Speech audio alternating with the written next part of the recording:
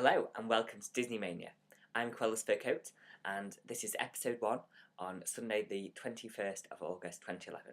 Now Disney Mania is a brand new programme, a weekly programme that's dedicated to bringing you all the latest news from the world of Disney. We're going to go through theme park news, movies and TV and everything that's happened in the past week since this one is from the Monday the 15th of August. And so we're going to get on with all the Walt Disney World news. So, probably the biggest is from this Monday, the 15th of August, and it's the fact that the Enchanted Tiki Room opened again under the new name of Walt Disney's Enchanted Tiki Room. This attraction is pretty similar to the original attraction, not the under new management one, which recently closed, but the actual original one. There's a couple of things that have been cut. Obviously, I've never actually seen the original show, but I've watched it online, and you can see there's a couple of things that have been cut, and a brand new pre-show that's along with it. I went to Walt Disney World last October 2010, and I didn't go and watch the under new management show because I've been told it's not the best at Walt Disney World, not the best show. But now I'm pretty annoyed that I didn't go and watch it, just to see kind of the differences in like real life. Obviously I can watch it on the internet, but it's not kind of the same, is it? But I'm sure the next time that I go to Walt Disney World, I'll really enjoy watching this new Walt Disney's Enchanted Tiki Room. And that is at Adventureland in the Magic Kingdom. So moving over to Epcot, on Tuesday, reservations opened for the International Food and Wine Festival, which is taking place later on this year. And that is to book your place at one of the fantastic events that are going on. And to do this, call 407 WDW Fest, FEST, to book your place at one of the events. The festival is running from 30th of September to 13th of November this year, 2011. Also, on Wednesday, the news came out that the first Abyssinian ground hornbill chick was born at Disney's Animal Kingdom. This is news because, just a bit of Disney trivia for you here, Zazu from The Lion King is a red-billed hornbill, and so yeah, it was announced on the Disney's Park blog that they're calling the chick Zazu's cousin. So that is all the Walt Disney World news for this week, and let's go on to Disneyland. So on Wednesday, a rather large expansion began on Main Street USA in Disneyland, including a new bakery and the expansion of some of their fantastic eateries. The Jolly Holiday Bakery Cafe will be located on the current site of the Plaza Pavilion.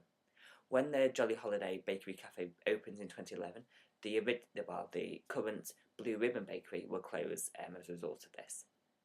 The Carnation Cafe will once again offer indoor seating, meaning this will close for refurbishment at the beginning of 2012 and reopen next summer. Gibson Girl Ice Cream Parlour and the Candy Palace Display Kitchen will also be expanding. They both will close next January 2012 and reopen in the spring. That's pretty exciting news, really. I've never been to Disneyland, California, but it's always great when we've got expansion into it. So yeah, I'm looking forward to that, seeing what that's going to look like. Seeing as Walt Disney World's having quite a lot of expansions at the moment, it's always only fair that Disneyland gets some. And also announced at the D23 Expo, Fantasyland at Disneyland Park is expanding again to incorporate a new experience called Fantasy Fair. This will be located where the Carnations Plaza Garden stage is now and will become a village square and the new home to the Disney princesses in the park. That's really exciting. I've seen some fantastic concept art that's been brought out at the D23 Expo. I'm sure you can find that online at some of the websites. That looks really, really great. It's got looks like a really fairy tale village, and you can be able to meet all the favourite princesses there. Obviously Snow White, Cinderella, Aurora, Belle, and I think they mentioned Rapunzel as well, which is really, really great. Okay, and the final part of the Disneyland news this week we have got the fact that Disneyland Hotel has now been given the 4-star Diamond Award from AAA. That is one of the top kind of hotel awards that are given out, and that's making it on par with Disney's Grand Californian Hotel and Spa, which is also a 4 Diamond Award. Okay, so now let's get on to the movie news.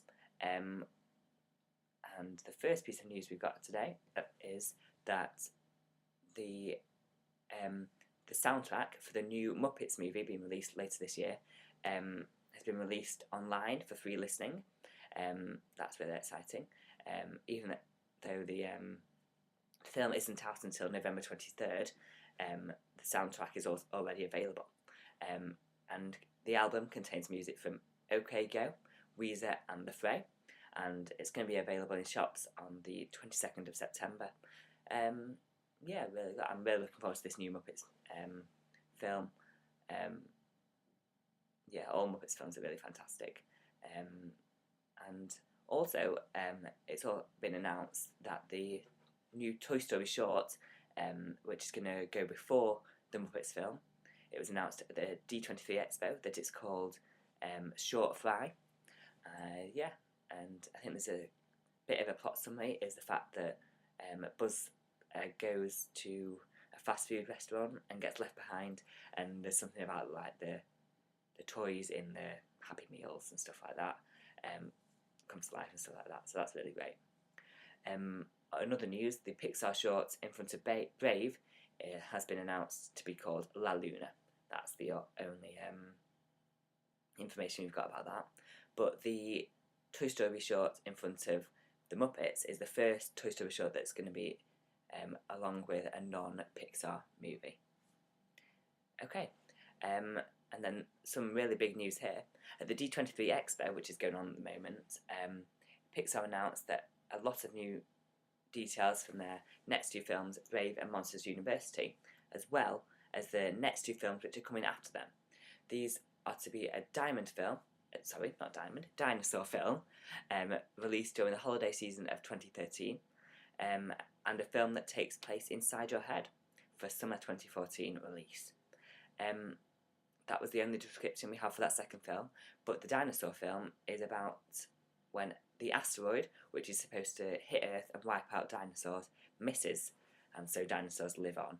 And that's going to be really exciting. I always look forward to Pixar films. Yeah, that's really, really great. So that is all your movie news for this week. And let's go on to one of the features that is going to be a weekly feature on Disney Mania, and that is a Disney icon. Now, I chose this week's Disney icon because of the fact he is an absolutely incredible person who is at the top of his game at the moment, top of Disney, and that is John Lasseter. He's a really big idol to me, someone I look up to, as he has gone from a really small Disney job to being the biggest in Disney. And so let's go through how his career has progressed. His first job was working at Disneyland Resort, and it's probably his favourite time was as a skipper on Jungle Cruise, where he spent time, and everyone who has been on Jungle Cruise will know how fun it is and how much fun it must be to be a skipper on that ride. He then became an animator for Walt Disney Feature Animation and spent time there during that time. But then he was fired from Disney and went to join Lucasfilm for a few years, and in the end their computer graphics department became Pixar, and Lasseter was the executive producer of all Pixar films and their other projects. He also directed many of their films. So when this branch of Lucasfilm went off and became Pixar, John Lasseter was head or producer or whatever of that company, and so he has directed the films Toy Story, Bug's Life, Toy Story 2, Cars and Cars 2. Fantastic films, all of them, and yeah, that's great. And then in 2006, when Pixar was purchased by Disney, Lasseter became the creative chief officer of both Pixar and Walt Disney Studios Animation. He was also given the title of Principal Creative Advisor at Walt Disney Imagineering. He also has one of the most powerful jobs in film, kind of the film industry. He has the power to greenlight all Disney films. So he now has one of the best jobs ever. I mean, what must it be like to be him, to have all that power in the world of Disney? And just, he's a fantastic guy. I've watched loads of kind of interviews with him and stuff, and he's so like down to earth, really great. Always wearing his Hawaiian shirts, really, really great. So yeah, that is this week's Disney Idol. And if you have a Disney Idol that you'd like me to mention on the show in a coming week, please just send me a personal message. I'll get some information out, and yeah, that's really great. Finally, the final part of this week's Disney Mania, we have got a Disney memory. Disney memory is always fantastic. They stay with you forever and ever. And this week's Disney memory is going to be my first memory of a Disney park. This is when I went to Disneyland Paris around 2000. And it was the first time. I loved it. I knew Disney was going to be a big part of my life. And even at that young age, it was really, really quite moving, even though I remember it. Just walking down Main Street, I even felt the magic then. I think the first character I met was Mary Poppins, and being a big Mary Poppins fan, that was just absolutely incredible. And also one of the other memories is of walking through Frontierland. I had a cowboy hat and I brought this little gun, and it was just so unreal just to be going through Frontierland like that. It's just fantastic. I've been back there 3 times, Disneyland Paris, and that magic doesn't wear away.